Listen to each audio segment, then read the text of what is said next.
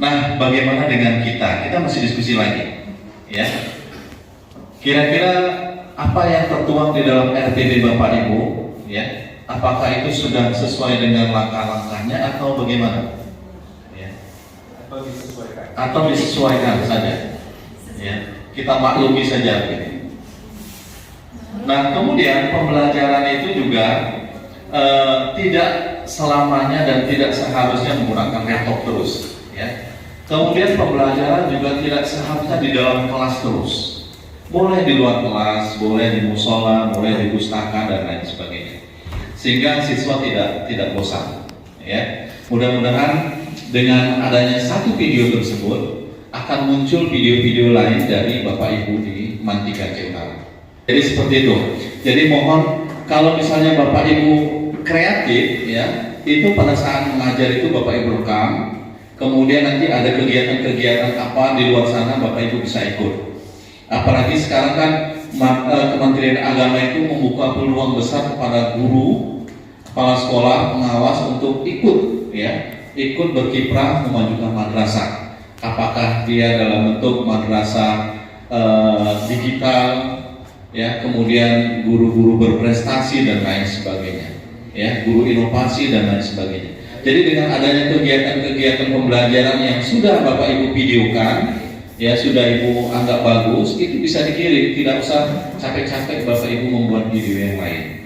Jadi mudah-mudahan harapan saya juga harapan mungkin Bapak Ibu semuanya akan lahir di madrasah ini guru-guru yang kreatif, inovatif dan up to date mengikuti perkembangan zaman.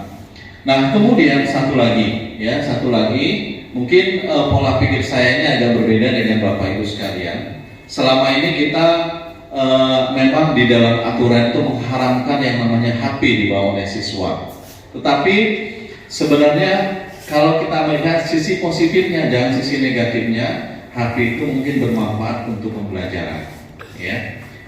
Kita lihat positifnya dan negatifnya. Kalau kita selalu melihat negatifnya, saya yakin apapun yang kita pegang, pulpen yang kita pegang tetap dia berbahaya buat kita dan buat anak-anak. Jadi seperti itu. Kita hanya cerita materi tulen, monoton. Itu anak-anak kalau jam-jam seperti itu, ini tentunya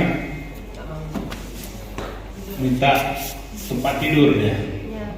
Apalagi pelajaran-pelajaran yang krusial, eksak, IPA, matematik, fisika, kimia, biologi. Ini tentunya dibutuhkan bagi kita adalah sebuah strategi. Nah, tadi saya lihat itu ada strategi, ada taktik.